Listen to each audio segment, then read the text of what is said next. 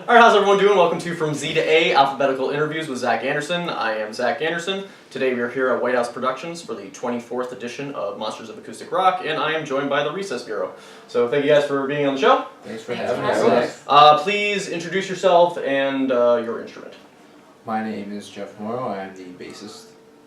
Chris, drums. Fernanda, I'm the vocalist. Gannon, I play guitar. Alright. Well, I'm going to ask you the difficult questions as long as they have something to do with your band name. So we'll start with R. How did the Recess Bureau form? Do you have any particular fond memories of your first show together? Well, I started the band in summer of 2015 for a project at WestCon. My final project at WestCon. And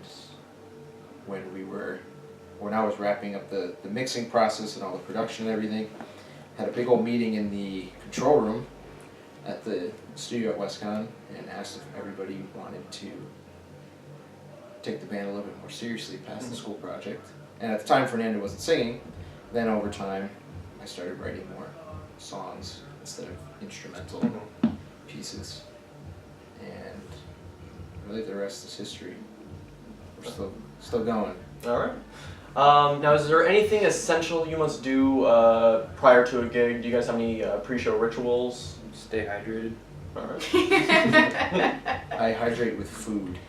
We usually say the word Walmart at least 7 times before. We have to pray to the Almighty. I rub an entire stick of butter on my strings. Alright. Grease them up. Grease them up, baby. Start doing that. So good. Now tell me about your new EP, Consensus. Well, it was recorded here Alright. at White House Productions in that room. That was particularly difficult for many reasons. One, because Nathan wasn't here to help. So I was in there playing, and then in here pressing record, and then I was just like, you know what, screw it, Fernanda, you go in there and press record. And I'm in here like, where's the record button? Yeah. But yeah, that also has, I guess, a sister EP called The Big Stink that we released at the same time. They're both forms of protests against the current state of affairs going on in the world, really, with all violence and gun crap and all that. Lack of empathy, lack of communication. Right. So, writing all the music, and Fernanda and I collaborated on the lyrics on some of those tunes on that EP.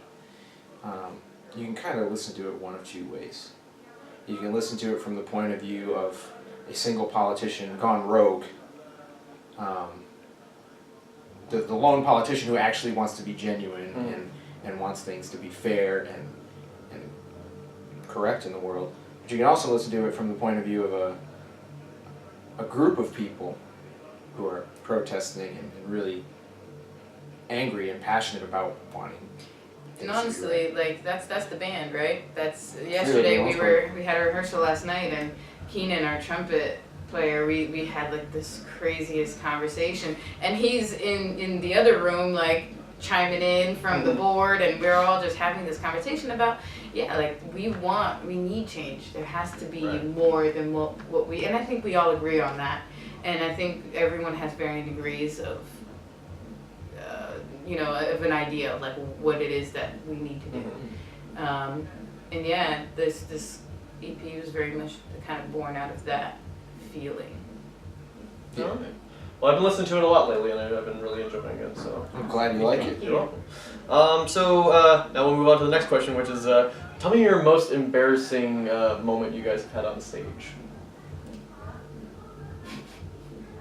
Usually when I talk. Well, I was going to say usually when I talk. Usually when either of us talk. I think we're not afraid of the embarrassing moments. No, we're not. Yeah. We're kind of cringeworthy people anyway. One time we had a residency at this place called the Acoustic Cafe in Bridgeport, and we did 2 original nights and we did 2 cover nights, and one of the cover nights was particularly lofty, and we were playing an Earth, Wind and Fire tune, and just everybody was in a different place. So it was a very avant-garde rendition. Yeah. If you do some serious digging, you can probably find that performance on the internet. So. Alright. Yeah. It's on YouTube for sure. The acoustic live streams all of their performances. Now, what is your songwriting process? Do you tend to start with music first, or lyrics, or does it vary song to song? In the past, I was doing all of the writing, but then it got to a point I was just like, I can't do this anymore. I need help. And we were like, we can help. Yeah. So now, a lot of us have Ableton, so we can loop stuff and record stuff in Ableton and then pass it around to each other so we can all check it out, add to it, edit it, and that kind of seems to be the direction we're going in now. Yeah. Nice. Still trying to figure it out, but we're getting it.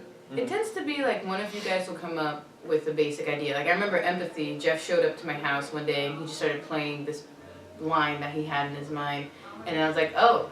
And I started singing in, something that I had written that was like a poem, singing along to it. And I think that was the first song we wrote together, right? Yeah, it was. And you'll hear it tonight. Yeah. Alright. Okay. Teaser. Now, how do you guys go about choosing songs for a set list? Does it follow one person? Do you guys switch it up? Do you change it up on the fly depending on how people react to certain things?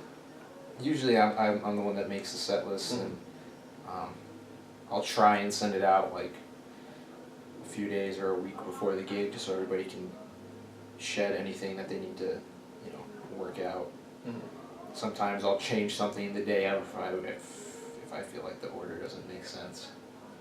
But, Or if we protest. or if we protest. Alright.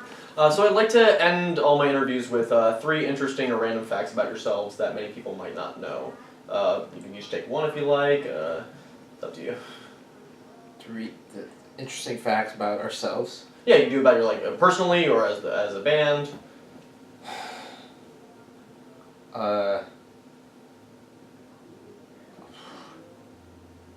It's always the most difficult question. Wow. Why don't we do it for each other? Okay. You have 2 awesome nieces. He's an awesome uncle.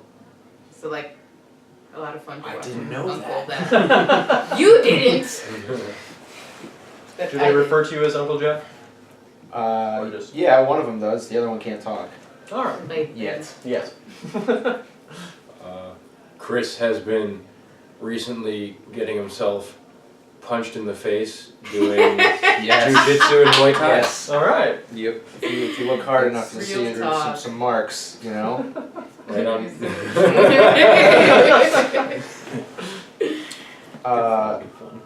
Gannon has a rare collection of garden gnomes in his closet.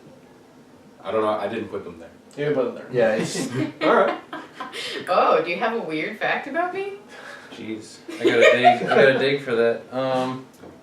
You got a pretty sweet dog named Lola.